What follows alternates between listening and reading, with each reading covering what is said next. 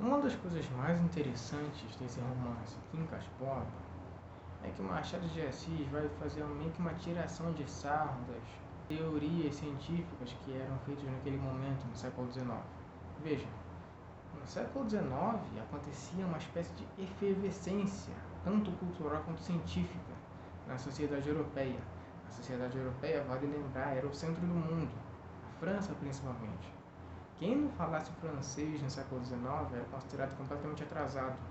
Era como se fosse o inglês nos dias de hoje. Então, naquela época havia essa coisa do positivismo, entre outras tantas coisas.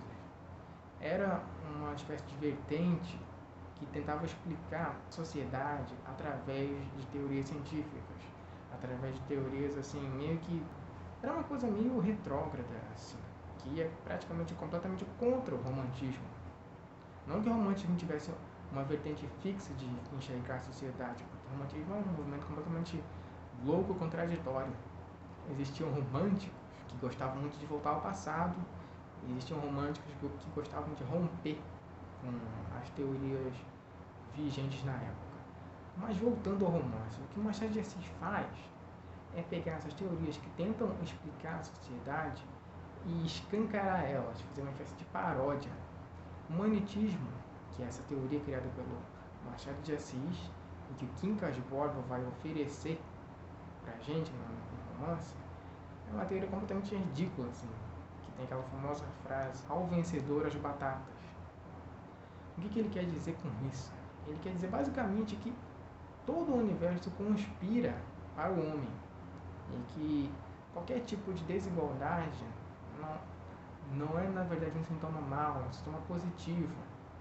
É uma coisa assim bem ridícula, mas que você não precisa ter conhecimento sobre o cientificismo do século XIX para entender mais ou menos como funciona esse jeito de pensar as coisas, esse jeito de enxergar as coisas. A gente pode fazer um paralelo com o humanitismo e colocar lado a lado com essa coisa da meritocracia, não é? A gente vê que às vezes a gente acaba usando essa tal de meritocracia para explicar algumas coisas ou para querer embasar nossos argumentos. Quando na realidade a própria palavra meritocracia ela nasceu de uma forma meio esquisita. Na verdade, uma palavra que denota já alguma coisa que não existe, alguma coisa utópica, alguma coisa até meio ridícula assim. Se não me engano, essa palavra surgiu num contexto ali meio humorístico até. Então, basicamente, o humanismo trata então dessa coisa de justificar a desigualdade e fazer com que ela permaneça como está. Basicamente, olhar para as coisas e ficar meio, não ficar indignado nem nada do tipo e falar isso aqui é assim porque é. Basicamente um porque sim. Então não tem nenhum tipo de indignação, mas uma resignação mesmo. Essa é uma das coisas mais geniais da obra de Machado de Assis, que é envolver o leitor com uma visão de mundo que era basicamente o jeito de pensar da elite da época. Seria meio que encapsular todo um tipo de pensamento grotesco e retrógrado de uma época dentro de um romance. Claro que não se trata apenas disso, né?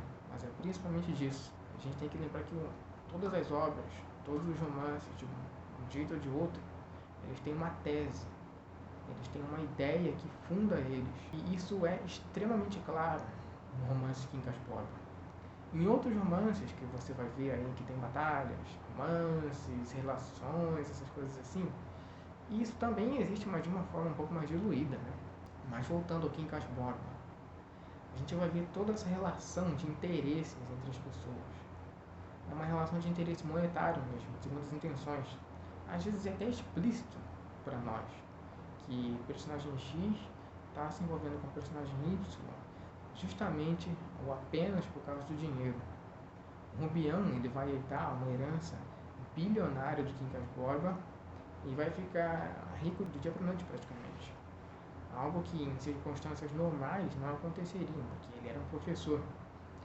Acredito eu que o salário de um professor do século XIX não era um salário tão diferente de um professor de hoje em dia, né? Aí o Rubião vai ficar com o dinheiro do finado Quincas Borba e com o cachorro dele.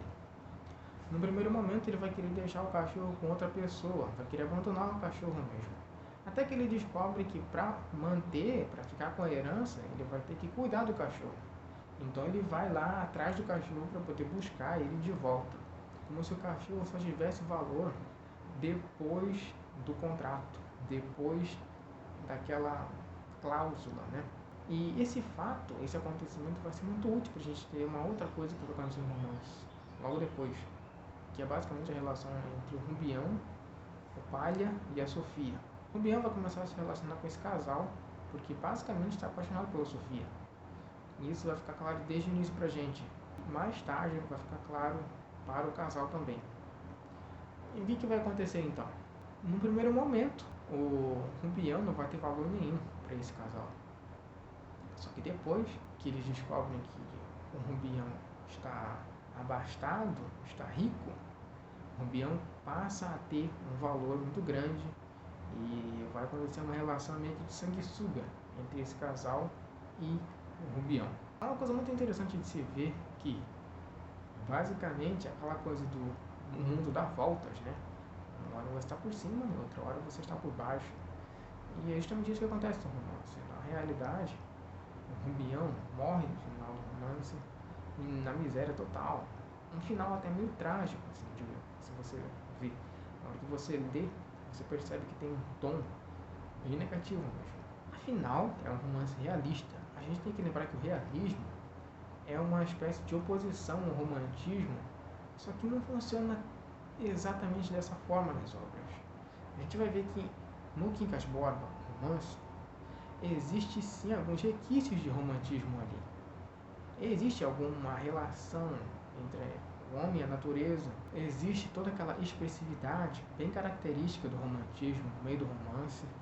Então é uma coisa que vai se misturando, mas que no final o tom é realmente daquele pessimismo bem crítico, bem quanto mais contundente do realismo.